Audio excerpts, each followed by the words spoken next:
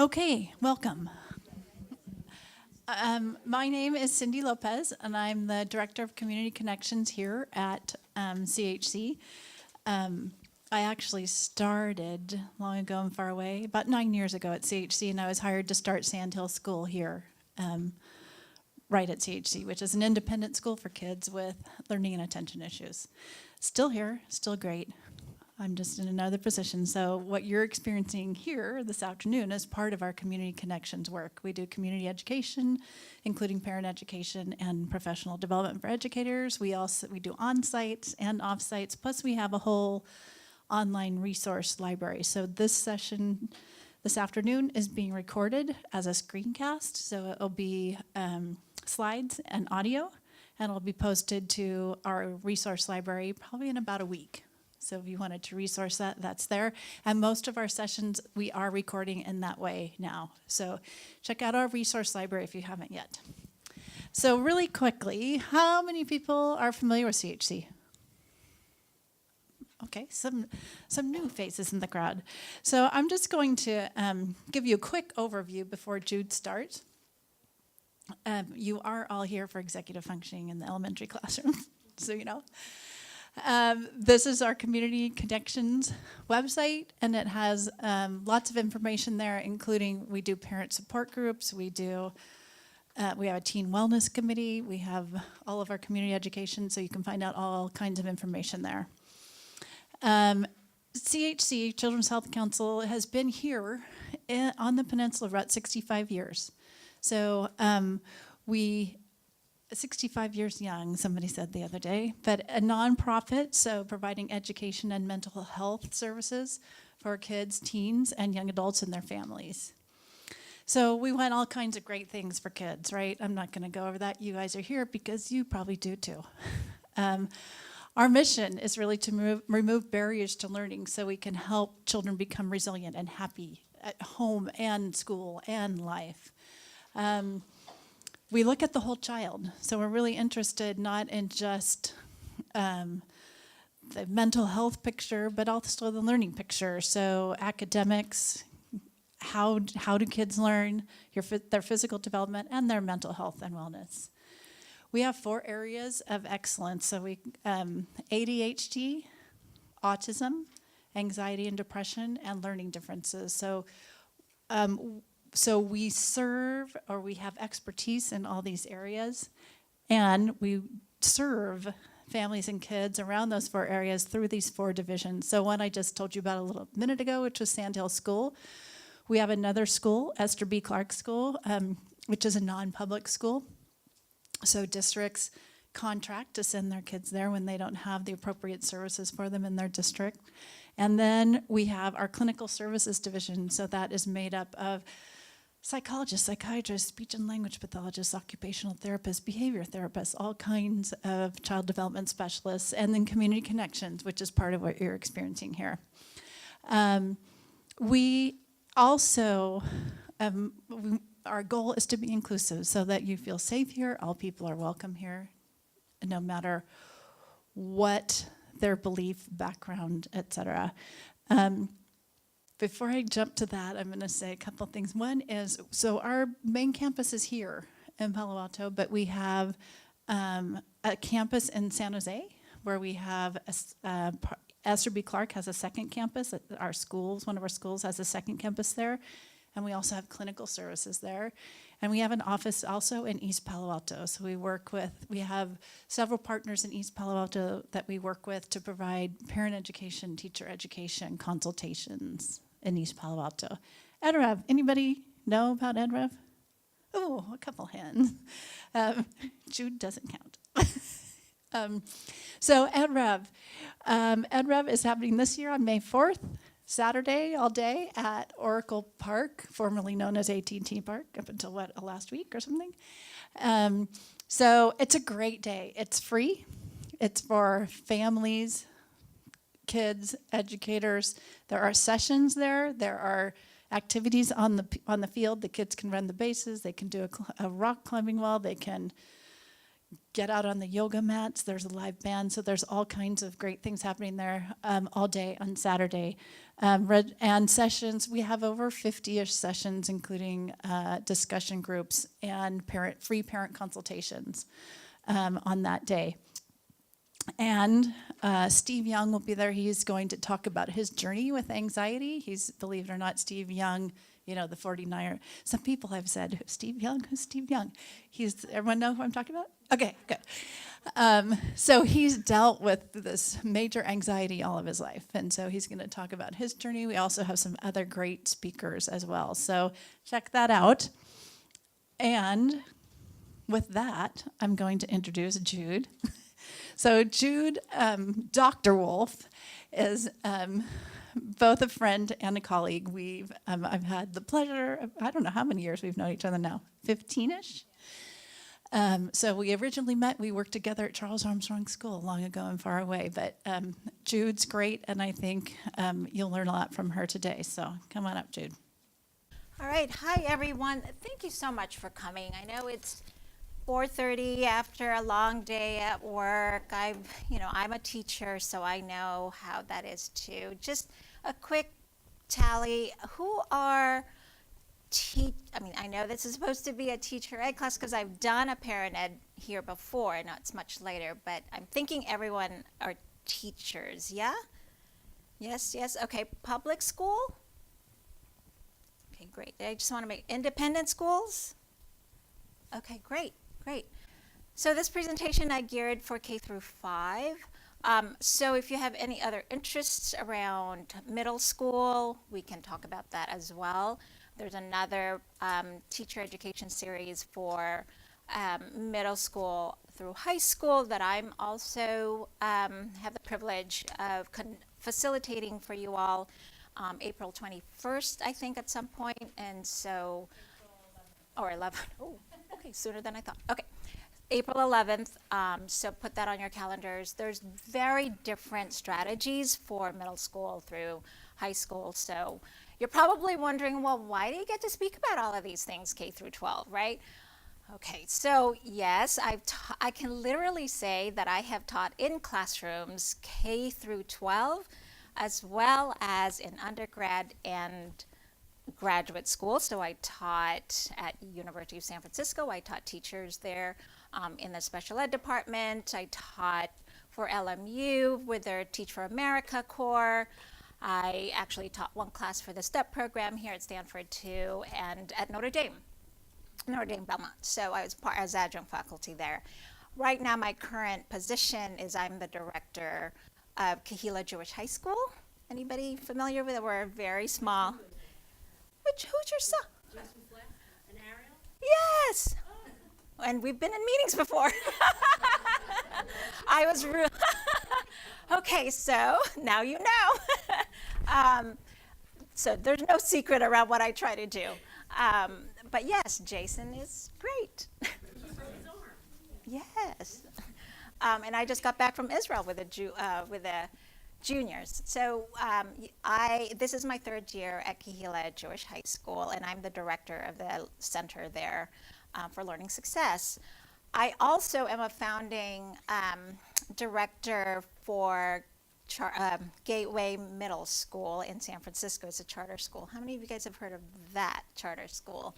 Okay, so Gateway Middle School is the sister of the Gateway High School that's been around for about 20 years now as well. So I was the founding director for that middle school. So yes, I kind of know the lifespan around K through 12, and executive functioning is something that's near and dear to my heart. And so you'll see that there's so much research nowadays as well around what executive functioning is, and it's really turned my framework upside down. And as we talk about the science here, know that yeah, there's some science, but there's also some common sense around that, and how we can really teach executive functioning for life, right? That executive functioning isn't just for special kids that have been diagnosed and that qualify for special education services, but teaching executive functioning skills is something that could benefit anyone and everyone at all age. And with neuroplasticity and epigenetics right around the corner, there's science that really talks to us about the importance of really including that in our curriculum. So I provided a kind of a, it's more of a think reflection piece. So this measure of teacher practice is really about your own reflection to see how much executive functioning practices and strategies you've already embedded in your practice. And surprisingly enough, you'll see, oh, wow, I'm pretty good. You know, I'm including this. And it's also to get a check to see, oh, I could do this and I can improve and I can add this into my repertoire. So, we'll revisit that at the end. Okay, so this is the class for today. And I like to start off with, you know, aim questions. What are we going to talk about here, right? So we may all have our own ideas of what executive functioning skills are, but it's always good, since we're all in the room, to go ahead and have, you know, a collective understanding of what this complicated construct is really about, because everything is hinged upon what this is. Question 2, then, how do we use this framework to address this framework of what executive functioning skills are, to address executive functioning weaknesses, but also preserving student motivation and the persistence and the resilience, right, and the current emphasis of the Common Core curriculum. And for those of you who are in the independent schools, there's some sort of curriculum, right? There's some sort of standard, whether it's NCTMs, the math standards, right? Whether it's NGSS, it's the National Next Generation of Science Standards, whether it's the ELA standards, you know, the discipline standards, whether it's the National Council of History Teachers standards, right? So you need to take a look at those discipline standards to see how and what those content teachings are, and where can we embed executive functioning strategies into our curriculum, and really to preserve. It's really, at the end of this whole thing, is that we want our kids to love learning. That's why we all got into the business of teaching. We want them to learn, we want them to persist, and when they experience failure, right, we need to reframe what failure is for all of our kids so that they can continue to persist and be resilient. It's not the A's. I mean, you know, my Kahila kids, when they come to me and they're, you know, and they're really stressed out about the A's, I said, I don't care about the A's. How did you get to the A's? You know, are you a student that can turn the motor on at the 11th hour and then pull out the A's? Because that's not what I want, you know. I want a kid who can make a decision without burning out, because you're the next generation who's going to preserve life on earth for us. And so I need to make sure that when you go out there, you're going to make ethical decisions that'll preserve life. And that's why I want to teach executive functioning. That's why I do this. So the third piece of question that I'd like to address is, and you know, you all came here after a long day's work, and you want to take something tangible home. So we want to talk about what, you know, goal setting really is, what's organization really look like, what's cognitive flexibility, what's working memory, what's self-monitoring. How do we embed a little bit of that in our subjects? For those of you K through 5 teachers, you teach all subjects. You know, for some independent schools, you know, you may have a science teacher, you may have an art teacher, but for the most part, K through 5, we teach everything. I taught K through 5 too. So embedding these processes are really important, so we can talk about that. So when I talk about integrative perspective of executive functioning skills, so I was trained by professors who have been mentored by University of Kansas professors like Don Deschler. Those guys are all cognitive behavior strategists that says create an intervention that addresses attention and focus and then you'll see some results, right? And so then I started doing a lot more research around, well, what do you call these set of skills, right?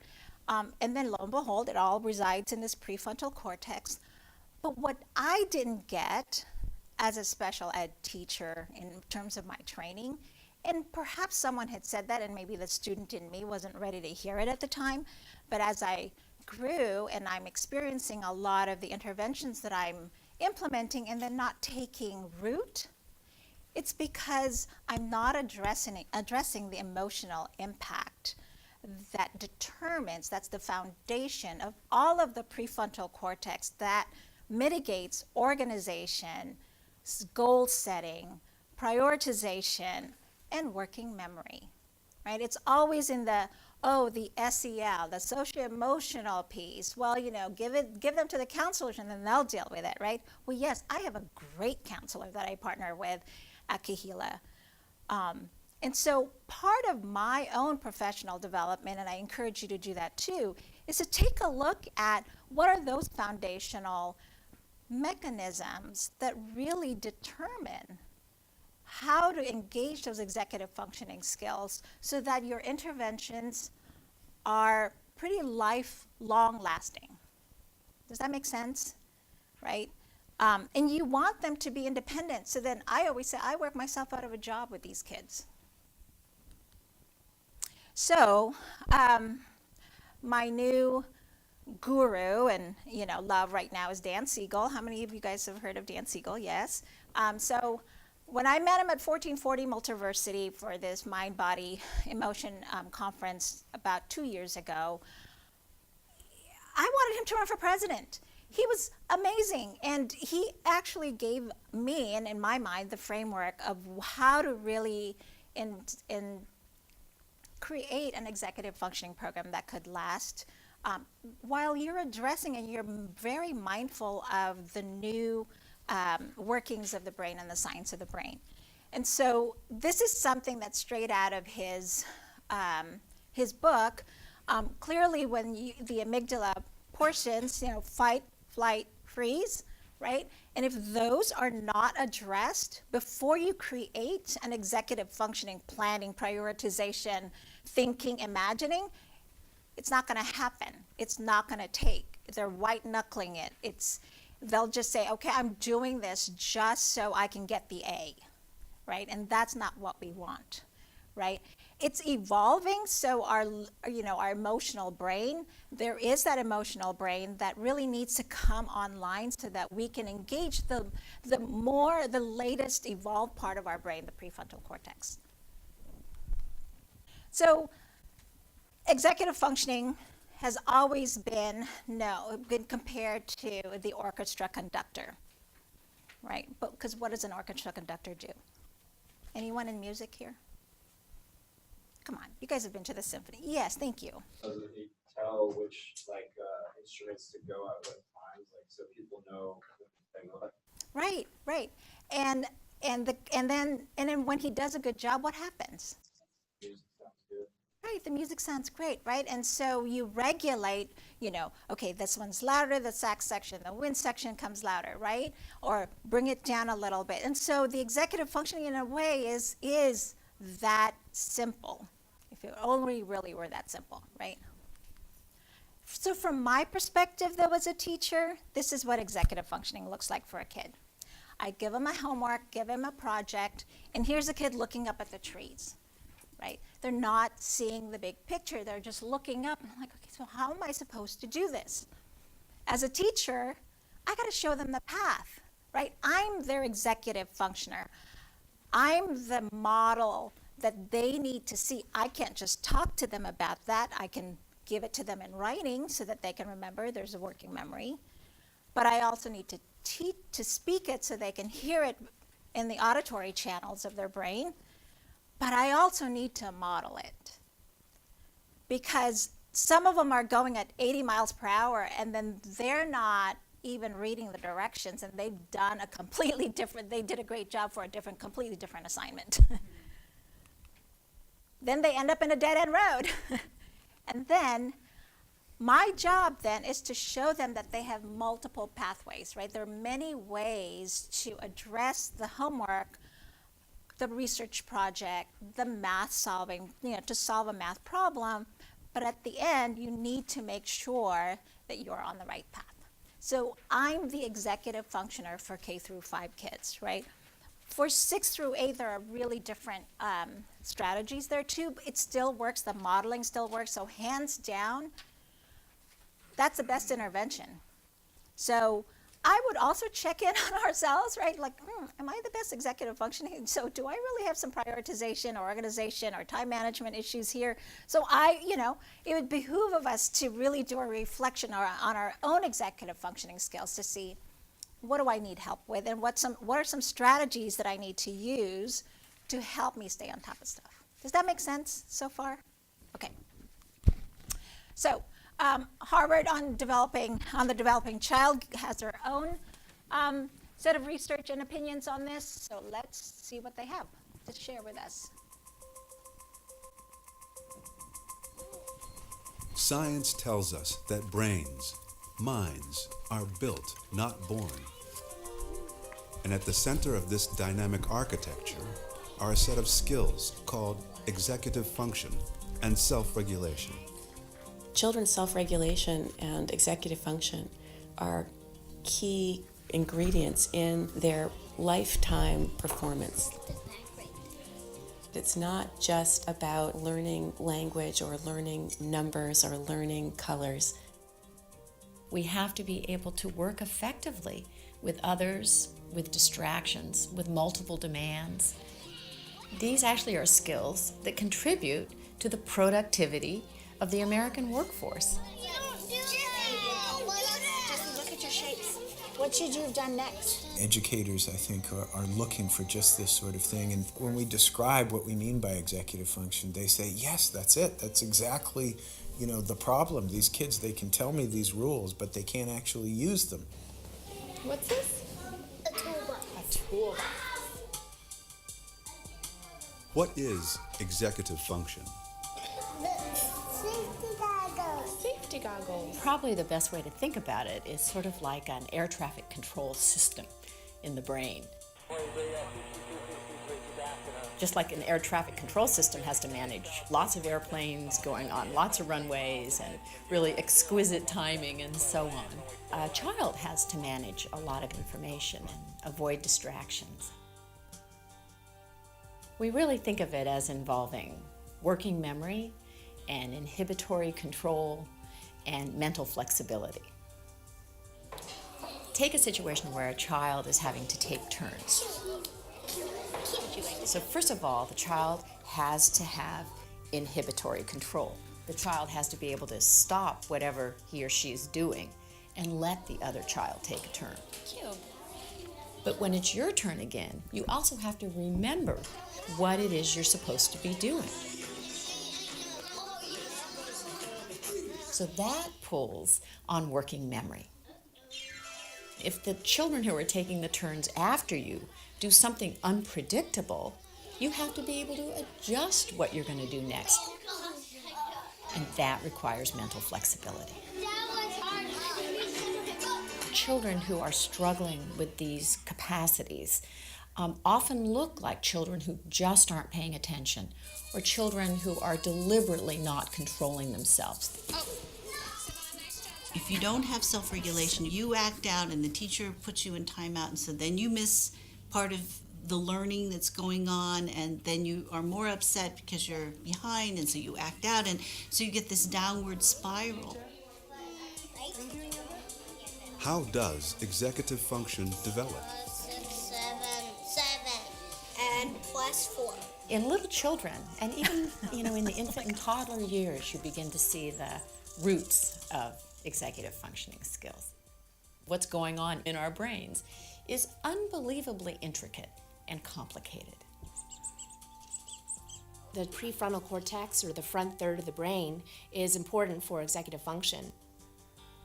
But it's more than just prefrontal cortex. This region doesn't act alone. It's involved in controlling your behavior through its interactions with all other parts of the brain. The brain goes from a situation where you've got nearest neurons communicating very strongly with each other and ignoring the rest of the brain to these widespread networks that are connecting these different areas. Executive function changes over the life course. It improves radically over the first few years. I got a match Brian. It continues to improve throughout adolescence.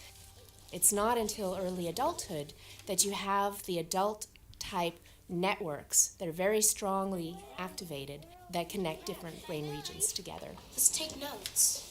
Also, we believe that executive functions can be trained. It's just like going to the gym. So the more you practice in these areas, the stronger the capacity is likely to become because you're helping to strengthen those neural connections. You're at 24. Slowly but surely, you're going to be able to step back, and that child's going to go into the world with these skills where they can get along with other people, change rules, and they can be flexible, and they can accomplish new things, and they're unafraid. I got bit by my dog in my arm. Oh dear. If we don't learn these skills during the childhood and adolescent years when they're coming online, we are really ill-equipped as an adult to hold a job, to maintain a marriage, to raise children, to get along with each other, to basically be part of a civil society. You're okay. So yeah, we're all okay. Anything new that you may have gotten out of that, before you walked in those doors and seeing that was like, oh, I didn't think of it that way. Y'all knew what Harvard was talking about. Yes. Well, it's hard to put into words, but I feel like, watching, I have elementary school age kids now. When I watch them go through preschool, like you think, oh, they're learning how to paint. Oh, Yeah. They're learning how to go across the midline. Right. Oh, they're learning their letters. And the development of executive function was, it made me happy on an emotional level, but I never knew what I was looking at. I never labeled it as that. Right. I was just like, okay, they'll be okay in school. That was what I thought, but I didn't have that name for it. So Right. it's interesting. So it's nice to affirm that all of those teachings are really just best practices too, that you felt that they were all connecting. And so, we are also dependent on the curriculum when it goes up in the upper grades. When you look at 6, and we'll take a look at some of the reading and the writing expectations and such. And so if we don't really break those things down, and if we look at assessments, we're thinking, and if we don't really break the assessments down and really plan backwards, we are inadvertently probably assessing multiple constructs, and that we've never really even taught the skill to get that. And so that's where I find that it's such a shame, right, that teachers sometimes don't have the time or the opportunity to think about how to plan backwards on the assessments, because that's another issue that could really wreak havoc to the executive functioning skills of our students. So especially for kids that have poor working memory, and we'll go through the next slides. So they did a meta-analysis, Harvard did, and took a look at the trajectory throughout the lifespan of how executive functioning skills really develop. So as you can see, our kindergarten through, elementary through age 5, right here, that's why with kids, with preschool, the socialization, those are really important because that's a part of the brain that really needs a lot of modeling, needs a lot of stimulus, needs a lot of pruning. And then when you look at Richie Davidson out of the University of Wisconsin-Madison, he's the founder of the Center for Healthy Minds. They're doing a lot of studies on the contemplative practices and the effects of contemplative practices on the brain. They've really published neurocorrelates now. I'm actually doing a teacher training on compassion cultivation out of Stanford. So I just finished the Science of Compassion with Kelly McGonigal. And so there's a lot of studies right now about incorporating periods of reflection that would help with executive functioning.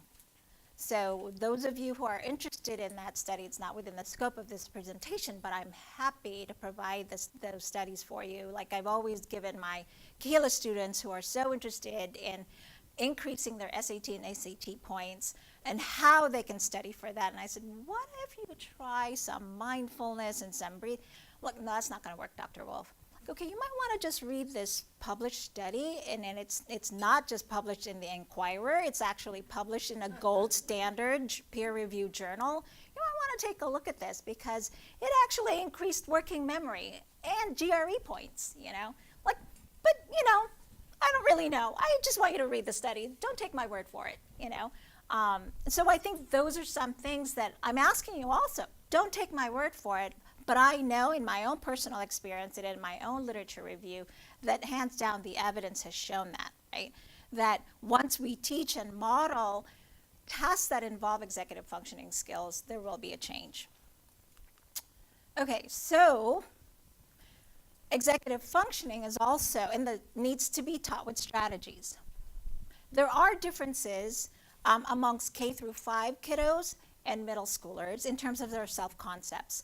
So elementary students, out of Lynn Meltzer's study, view themselves as hardworking who use strategies in their schoolwork, regardless of how they judge themselves to be as poor or good student, and those students having learning difficulties.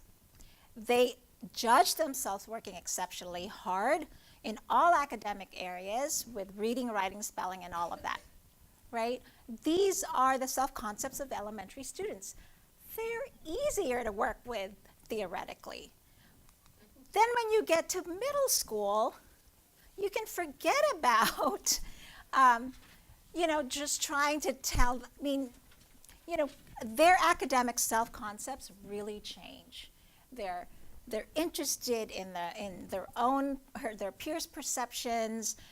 It's harder for them to use strategies, executive functioning strategies, especially for those who really struggle with the working memory and the processing speed that impacts reading, writing, and math, right? So that's why in middle school it's so much harder to teach these little, that's why they say early intervention is the key. So there's so many more things that come online that it's not impossible, but you gotta come up with other motivational strategies if you are going to teach executive functioning strategies to these kids.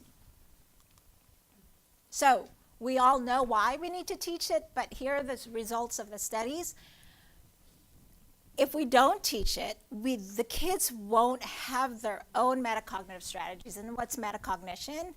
It's really being aware of of what you know, how you gain it, right? How you gain the information, how you know what you know, how you know what you don't know, right? So those are things that we need to teach our students to self-check.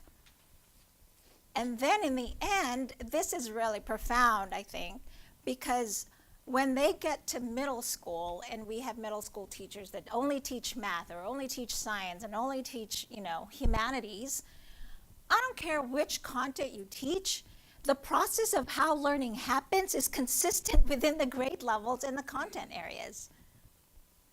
It's still a functional academic skill of reading comprehension, writing, right, receptive and expressive language, whether it's oral or written. It's the same in science, it's the same in math, it's the same in history, right? So it's still the same functional academic skill, the skill that needs to be taught. Each discipline has a different way of thinking. That's why the executive functions are really important. And most of you guys, when you go into the middle school or the high school, will be content teachers.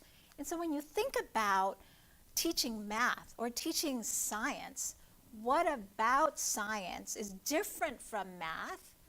And teach the strategy to cultivate that discipline of the thinking of that discipline.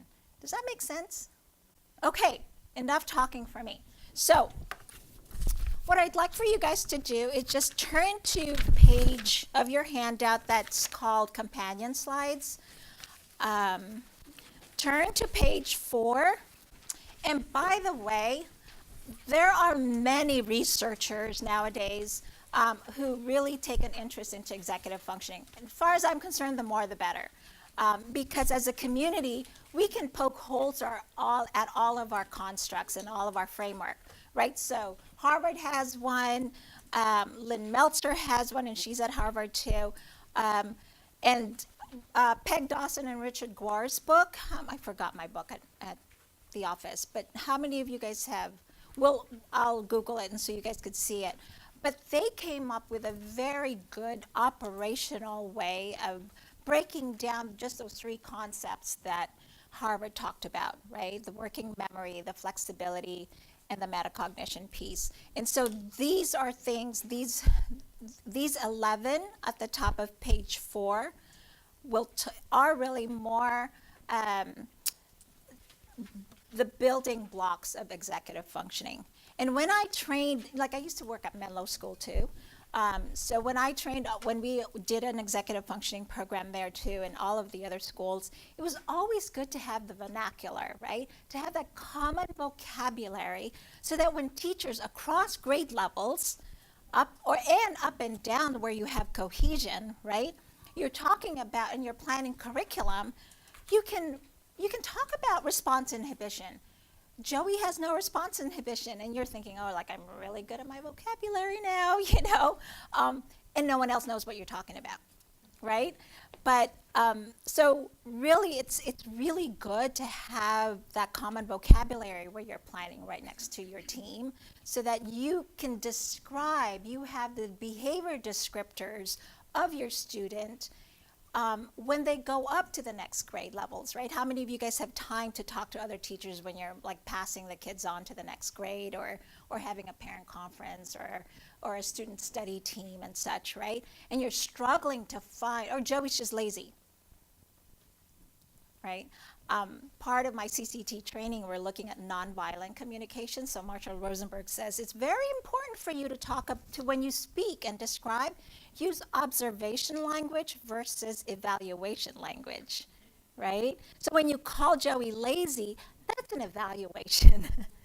So use observation language like, Joey has some emotional control issues, and I'll give you some examples of that, right? Or Joey needs help planning and prioritizing, right? Or it's really good to have some time management strategies here, Joey. Let's break that down for you. Does that make sense? Okay, so your job is to work with your elbow buddies and match the definition to the vocabulary term. I'll give you about 5 minutes. All right, so do we want to just start in the back and we can go loop around? Who wants to start us off? Who wants to take ability to create a roadmap? What is that? Planning and prioritization? Great. Who wants to take the second one? The ability to stand back. 5, yeah, yep. Ability to hold information in mind. What is that? Working memory, very good. Ability to revise plans in face of obstacles. Flexibility, yep. Capacity to maintain attention. Yeah, that gave it back. That gave it up. Ability to begin a task without undue procrastination. Task initiation. Ability to design and maintain systems for keeping track. Organization. Capacity to have a goal, follow through. Ability to manage emotions in order to achieve goals, blah, blah, blah. Emotional control. Capacity to think before you act. Capacity to delay, inhibit. Oh, it's already there. Okay, great. And lastly, it's processes of elimination. That's also a strategy. Capacity to estimate, which is what? Very good. You all passed. Good job. So, but you guys are just like my high schoolers. When I say work with a partner, no, I'm just going to do this on my own, and no one's partnering up. All right. I want to do this. Just all teachers, right? Okay. All right, specific populations, right? We're 1 in 5. Last year's EdRev theme was 1 in 5 of our students will have some sort of attention or learning difference. And executive functioning or lack of it, or needing maturity or needing more time in the oven, whatever you want to call it, application to specific populations, they'll all need it. So it's really in our best interest to make our jobs at the beginning of the school year to still be there at the end of the school year to really embed these executive function strategies. So if there is a decline in response inhibition, well, lo and behold, you'll have emotional control issues.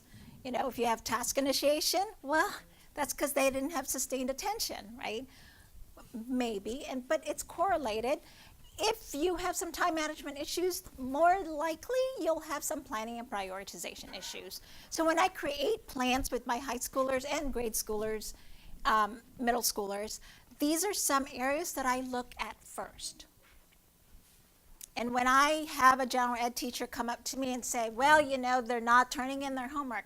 Okay, so let's break it down. So are they turning in their homework in math, or are they turning it in they're not turning it in the English or history, right? Very different tasks, right? So those are my middle schoolers and my high schoolers, but you're K through 5, so you're teaching everything, so you know. So it's great because you actually get to control the routines and procedures to start those universal executive functioning tasks that can tell the kids, okay, when you turn in your paper, you must put your name here. Can't believe how many high schoolers I still have who don't put their names on there, right? So, okay. So, executive function and diagnosed disorders. Yeah, if you've got ADHD, you're going to have some executive functioning disorders. Because there are differences in the prefrontal cortex of students with or people with ADHD and without. If you're on the autism spectrum disorder, you have some issues with inhibition and the metacognitive aspects, right? How do you know? Well, you know, I don't know. Working memory. Specific learning disabilities. Hands down, it's working memory.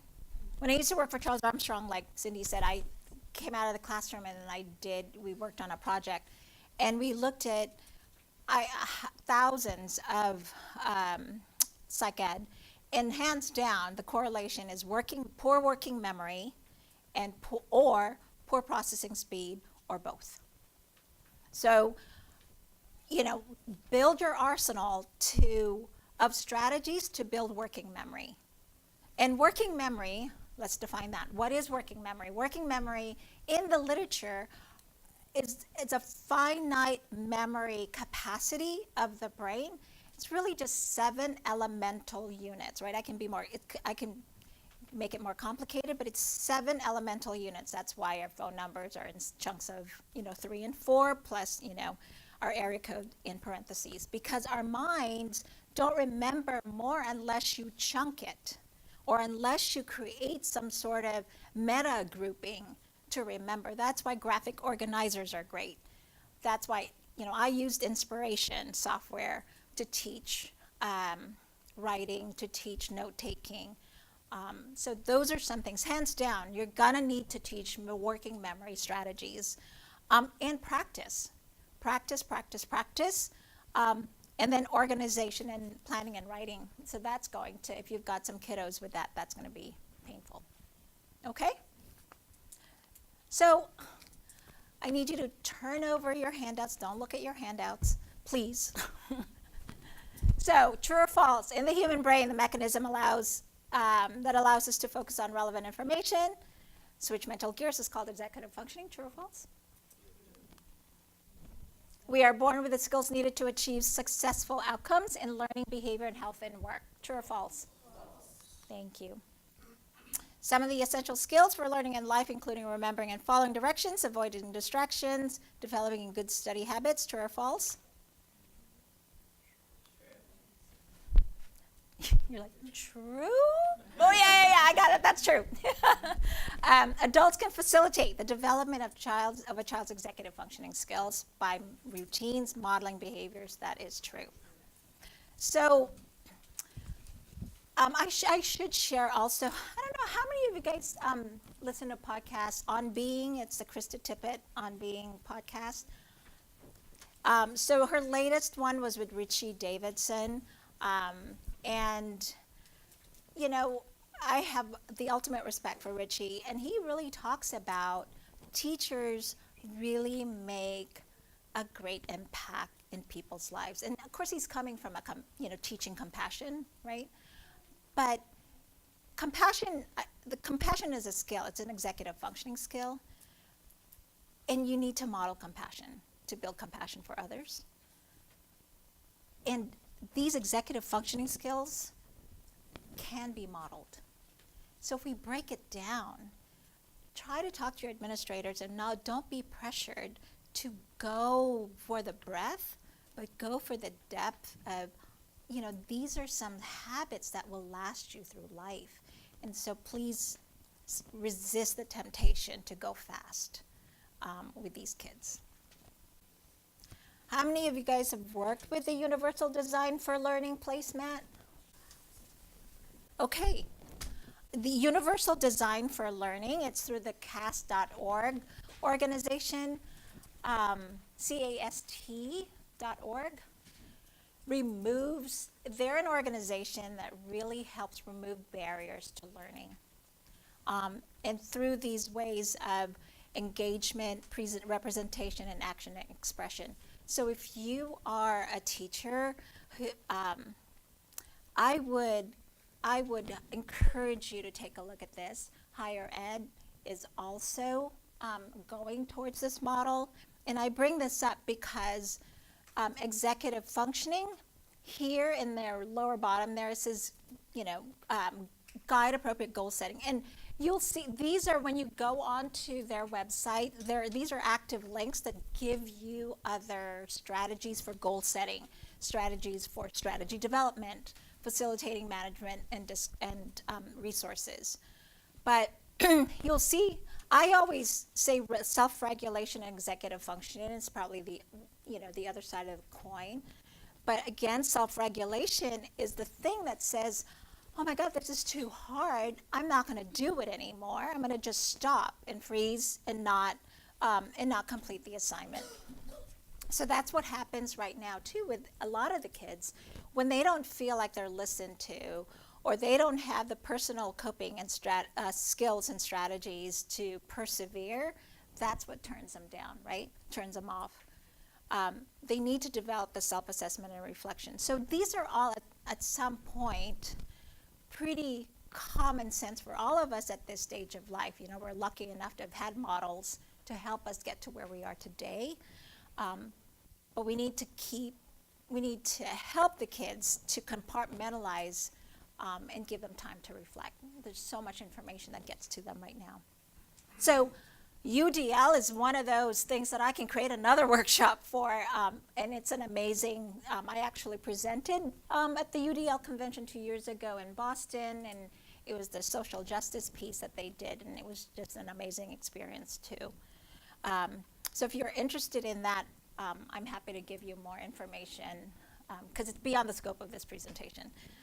But I wanted you to know that UDL is explicitly stated just under the goal setting, strategy development, managing information, resources, and monitoring progress for kids. So the other piece around executive functioning and coaching students around to be motivated to those middle schoolers and those K through 5 is watching and being mindful of of our language and how we engage in our language with them. If we're teaching them goal-directed persistence, you don't say, oh, you're just lazy. Or just try harder. Just try harder, right? Kids trying harder. If I could try harder, and I am. So because you keep on saying that, that means he's getting the message that he's not trying harder, right? Or not trying at all. So I like the way you stuck with that math problem, even though it frustrated you. So you acknowledge the frustration, right? You're not fighting with the kiddo, and you're inviting them to the new learning environment. I think hands down, this is probably where you can, as teachers, get the most bang for your buck, because you'll continue to invite your students to engage in the hard learning that you're teaching. School's hard. You got to school them. And right, we verb the school, right? That's what school is. We're schooling you to persist through the difficulty. Organization. We're going to spend the last 20 minutes of the day cleaning out our desk. Let's make a list of the steps, right? So Joey's got a really messy desk, but Lucy doesn't, right? So I'm sorry, I'm doing female male here, but so maybe Lucy has a different list and Joey has a different list, right? And so they're seeing their own challenges and their own strengths, and you differentiate that way. So science notebooks, if you're teaching science and you're teaching labs, very different organization. So you need to take time out to teach how to prep or how to manage and how to organize their science notebooks, right? That alone at the beginning of the school year will earn you will get rid of your frustrations at that time. And then, when you review your students' curriculum files, and you'll see a flag there that, Joey will still need some organization. So then once you've made the announcement, you've posted it up on the board, then you're going to check in for understanding with Joey and say, Joey, let's go through, what did you hear me say, right? So you did it in a big group, and then you're pulling Joey aside or pulling a small group of students aside who can benefit from hearing it without the distractions, right? Because you think you've already said it, and you did, but there's a difference when you're doing it in whole group versus, 1 to 3. And you can target question them. I think that makes sense, but in my experience. Okay. Flexibility. So part of the things that I ask the students when they say, well, I need to meet with my teacher, I didn't get it. That's great. I'm glad that you realized that there was some, not connecting there. But I'm wondering where the disconnect is. Then you ask your student to come up with their own questions instead of having the poor teacher repeat the instruction again, right? Most likely the teacher will use the same, strategy, which, and maybe on a smaller group, student to teacher ratio, they'll make sense this time. But having the students come up with their own questions or highlight the ones where they, where the understanding went awry, then that's a strategy that you can teach the student. Or highlight, right? Not highlight the entire page, but highlight and, or do some sort of marking of where your thinking, Joey, is not visible. I want your thinking to be visible to your students, to your teacher. Your teacher doesn't have an x-ray machine or a helmet that she can just put over your head to know where it just went awry, right? You need to tell them, and let's develop the words let's help you develop those words. And the kids love that. My high schoolers love that all the time. So does that I know it takes time, but we're teaching them those life skills. So the good question, how do you find that? How do you find that answer? What do you learn from the material that will be best on the test? Those are some things that you ask them to read. The other piece that a good library for your own personal library is Henry Roediger's book, Make It Stick. How many of you guys have heard of Henry Roediger's book? Yeah, did you like that book? It's a great book to really teach just Henry Roediger, Roediger, Make It Stick. And you just Google it and it'll come up. It's great. So they do a lot of metacognition. They do a lot of neural priming. They do a lot of interleaving practices. All right, so how do we optimize our teachings, and how do we do goal setting and all of the other? It's really basically strategy development. And the only way you can teach a strategy is if you get the child to buy in. So our coaches in the back, right, you want to use, those strategies. This is a way from you to get to A to 2, the shortest distance between 2 points is a straight line, right? So do you want to do it faster or do you want to take longer? Do you want to get this done now or do you want to, wait until when you get home, you're going to have to redo it at home? So strategy development, they got to buy in on that. They got to know why it's important, especially those older kids, right? So, well, what's in it for me? They're still forming themselves. So, so you got to get that buy-in. It benefits all students. It's not just for our students in special education. It benefits all.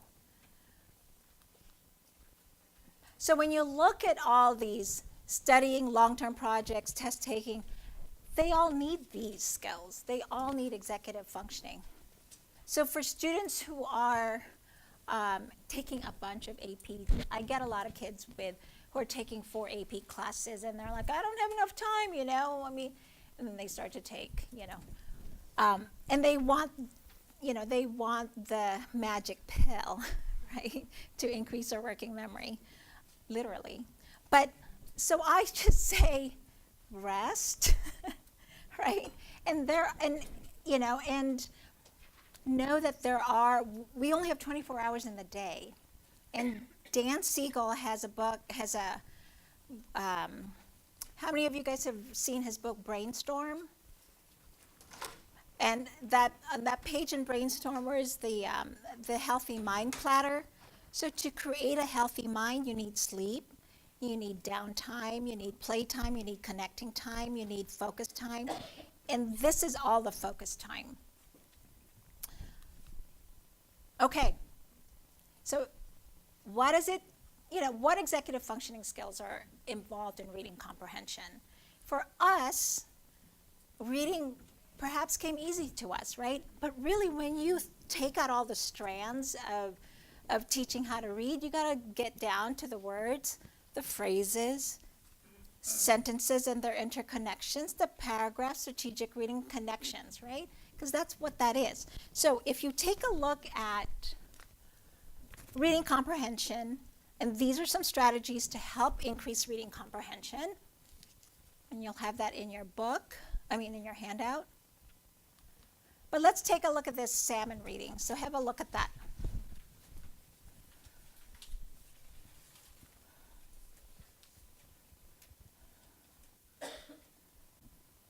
Okay? So in your classrooms, what would you teach first if you knew that reading comprehension involves these skills and you gave them this passage? What would you teach first? Or what would you pull out and directly instruct? Yeah. Maybe what words stand out to you? Yeah. Which ones? What stand out to you? Oh, well, I'll ask that, but then. Oh, I see. Okay. Sun stars. Which one? Navigates. Yeah. What else? What a salmon is, right? How you pronounce salmon, right? Wait, is that salmon or you might have, you got to be culturally responsive when you go into your classrooms. How do you know a kid knows what a salmon is? Right? What else? Look at how complicated, it's in a passive voice, it's kind of, but look at this. The mystery of how salmon can find their way back to their home rivers is solved. Who writes like that, right? It's like, sounds fancy, but look at all the prepositional phrases in there, right? So I'm trained in Slingerland, and so part of Beth Slingerland's pedagogy, and I think that her best thing is called prep for reading. And so what we do, so I've been trained to pull out, chunks of phrases, and then I'll put it on a whiteboard, on a sheet like this, and I'll write to their home rivers, right? Or I'll write in the ocean, right? Oceans, it's not a phonemic word, right? So you got to teach how to say shun, yeah? And then general area, right? So I'll put general area. And then I'll teach those, I'll read those phrases first, right? So then when I give them the entire package, they've already been primed to see that. And so now they're seeing it within the context of the full sentence. That's executive functioning teaching, right? And then now all you have to do is relate the abstractness of the idea to the sentence, and they go, oh, I get it, right? I mean, but it takes time. You know, so salmon, I mean, how do they know that they follow their nose, right? What do you mean it uses their nose? I didn't know a salmon has a nose, you know? I mean, kids like, it's so cute, but it's true. You know, we think about it and we go, oh, okay. It's the nuance of language too. So and so we think in our methods courses, like, you know, those of us who, you know, have gone through methods courses, we think those are best practices of teaching reading, but those are also executive functioning strategies. Make sense? Writing, oh my God. So writing was my research topic in my dissertation, and I have to tell you, it uses everything plus more in terms of writing, every executive functioning skill. That's why writing is always the hardest thing to teach, even to the best of all writers. So practice, practice, practice is the best way to really get better at writing, but you do need to embed these planning, prioritizing, organizing, self-checking, and self-monitoring in writing. How many of you guys teach writing? Does that make sense? I'm sure you guys already do that. And if you're teaching the higher grades, you're giving them a literature novel to annotate and then to argue, you know, to come up with a theme, right? I mean, those are all executive functioning skills. And so if you're not using any graphic organizers to help them chunk those informations, good luck. They're not going to learn. They're not going to write for you. Okay, take a look at this.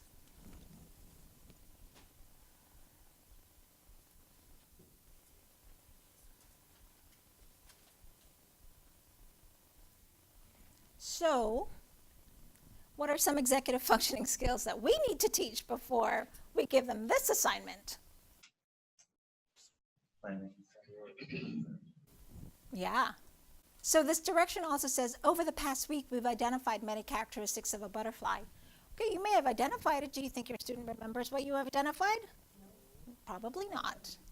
Note taking, right? And you want to give them the notes too, or you want to show them. Okay, so we talked about the monarch butterfly, right? What are the characteristics of the monarch butterfly? And then you're going to leave it until your unit is over. So you're going to remember this? Oh yeah, Joey says, oh yeah, I remember. Oh, you know, so cute, yeah. Did you say that a lot of these categories kind of overlap, like planning, prioritization? Overlap where? Well, like with planning, you're kind of creating a long-term plan, and you're gonna plan the time, right? Work in your organization, your plan. Yes, they all work together, right? So when you're planning the chunks of work, right? So what are these chunks, right? I always use Google, you know, the Google Calendar. I love it for my high schoolers because you can color code and there's task now, all of that, right? So if they are tech-based, but if they're calendar, old school, low tech based, that's good too, right? You give them the whole month, right? And then you count the days for them and you plan backwards, right? Whatever the goal is. And when you do goal setting, it has to be relevant for them. And then for prioritizing, you have to negotiate the priorities. So what's important? Of course, to a middle schooler, the importance of going to the football game, or high schoolers going to a football game, right, will have a little bit more points, and so you want to use that a little bit for the motivation. So you're planning to go to this football game on Friday, so that means that's 3 hours of time that you're not going to be present for your homework. So when can we find some other time? You've used up three hours here already, so where are we going to get those 3 hours here, right? So that's the coaching piece that needs to happen, and help them prioritize, negotiate. And there's the non-negotiable, right? Negotiable, you know? So those are some things. So you want to create your own vocabulary around that, around prioritization. But you're right, it does infringe upon the other. Any other questions? Okay, so here's the big model, right? I used inspiration to create this. So cultivating executive functions, you got to remember environment, home and school. Then you got to look at the individual. So you're coaching the individual. I don't care whether you're a teacher by trade or a coach or whatever, but when you're coaching as a teacher, as a parent, as a coach, you got to gather the data, right? So what's Joey's strengths? What's Joey's issues? Then you got to support the child to follow the procedure, whatever it is that you're creating for the child. You establish the procedure, you got to show that, achieve the goal, you set the goal, and you define the challenge behavior. So it's these are not linear, right? So these are some aspects that you need to keep in mind before you even, engage in that teaching piece. So these are all the pre-work that you have to do before you actually say, I'm going to talk to Joey. And here's the motivating. You either use, you find what intrigues Joey. What's his interest, right? If he loves football, if he loves cookies, whatever, right? If he loves to please, right? Those are some things. The Premack principle is just that. It's this guy named Premack. He realizes that there are some things that you like that you're not going to give up, and so you want to use that to get something to shore up the ones that you want to strengthen. So use that as the motivating factor, and then positive reframing, which is those scripts that we talked about. So this is the individual. Now the individual works in a context, right, in an environment.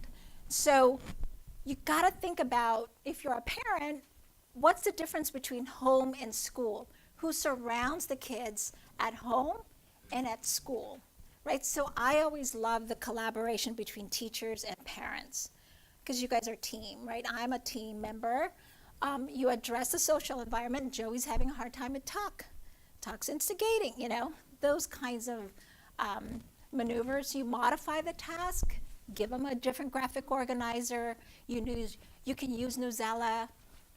How many of you guys know Newsela, right? So they're very varied in complexity.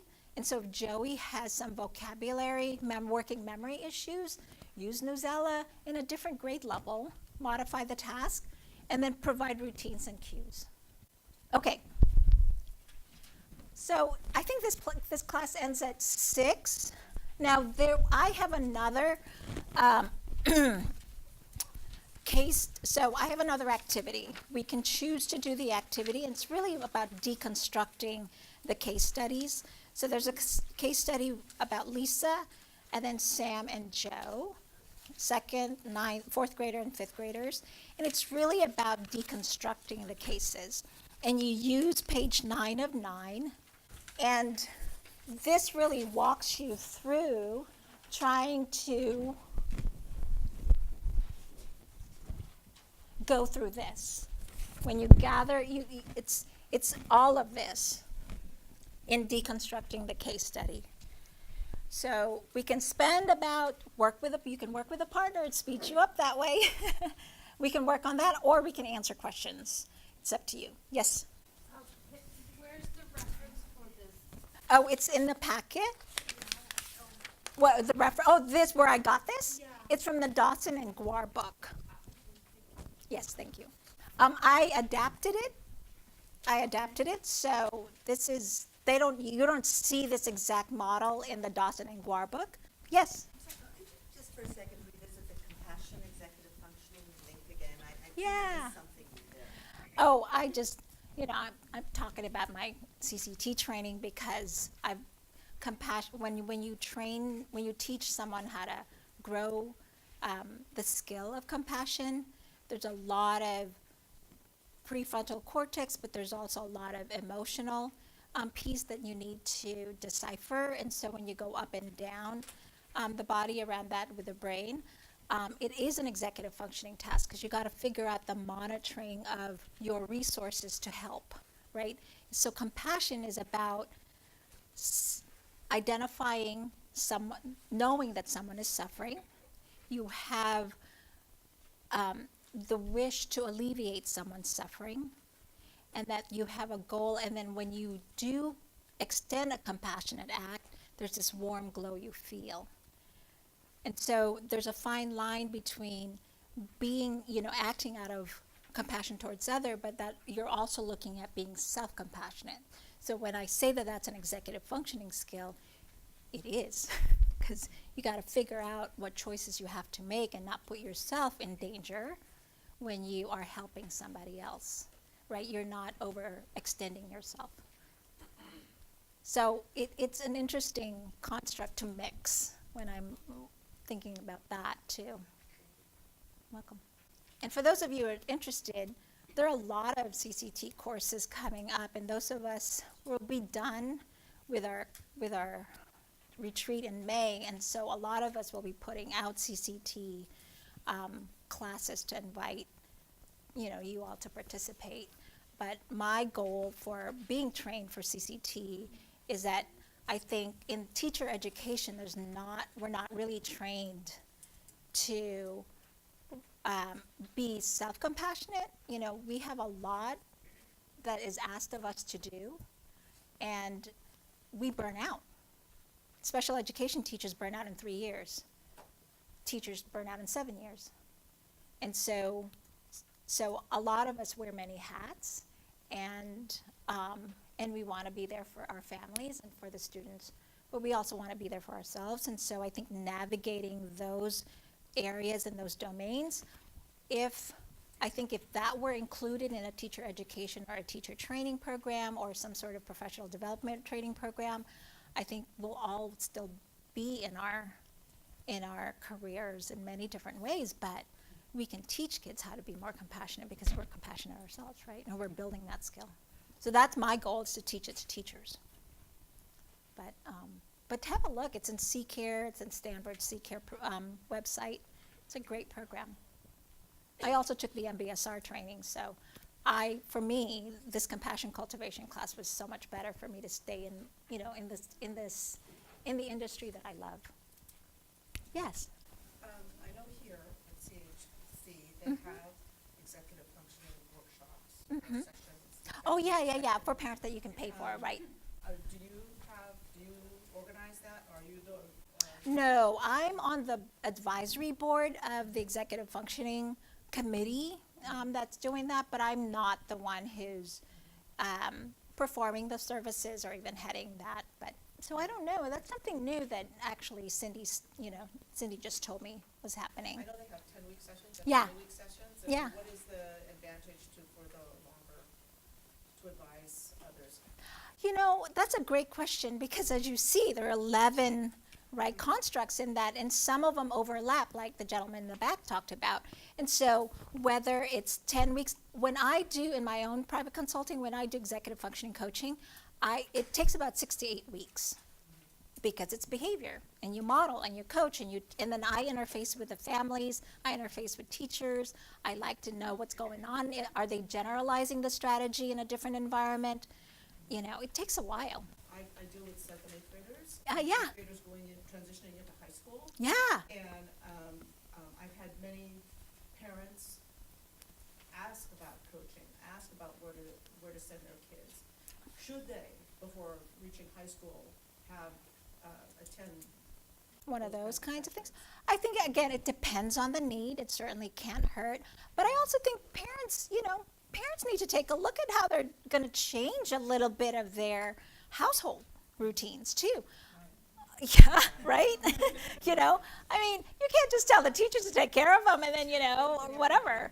And I think the school site needs to be, mindful. Kahila, we're a Jewish high school, so we have different calendars, and so we have to be mindful of what we do with the kids. But we're all interconnected, and so if the school district isn't really providing that, so at Kahila, I have a summer prep program that's 1 week, and so they have never had that in the span of 16 years. And when I came, and this is my 3rd year at Kahila, it's like, you guys don't have a summer program? We need to have a summer program, So it's just 1 week, and we do the executive functioning training because it's a new environment, right? New tasks that 9th graders, they're going to have a lot of tumultuous thoughts and hormones and all, their sense of self is just different.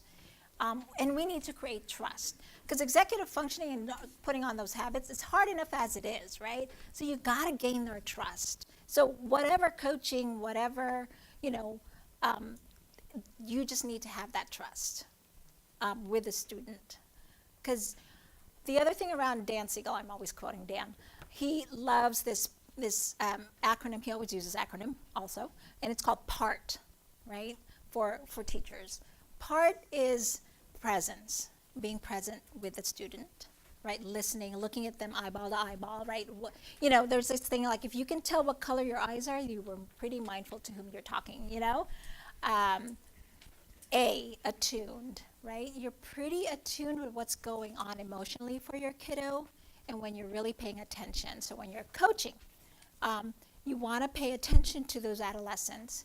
R is resonance, right? You're emotionally connecting with a kid because most of us are so busy. Okay, all right, fine, I'm done, right? Okay, next, right? Next, right? Or even I have parent meetings all the time. So I have instituted a 50-minute meeting, and then I have to just sit with what happens to me in that meeting and then what I have to do. And then that way I don't bring the next piece to my next meeting. So that's R, resonance. And then T, you build the trust. That's how you can get these kiddos to resonate with you, right? Because we're with them a lot. I mean, K through 5, you're there every day. So that's that. My contact information are on the slides. So, if you have any questions, please don't hesitate to email. I'm happy to share all my resources. Here are more resources for you guys. It's from the Harvard School. So executive functioning activities for 7 to 12-year-olds, and then executive functioning activities and exercises for 5 to 7-year-olds. And then this is more classroom strategies, classroom support, and skill development. So I know we didn't go over specific. If this were in my school, I would say bring a student in mind, and then we can create a lesson plan. But we're not in school right now. So thank you, everyone, for coming today.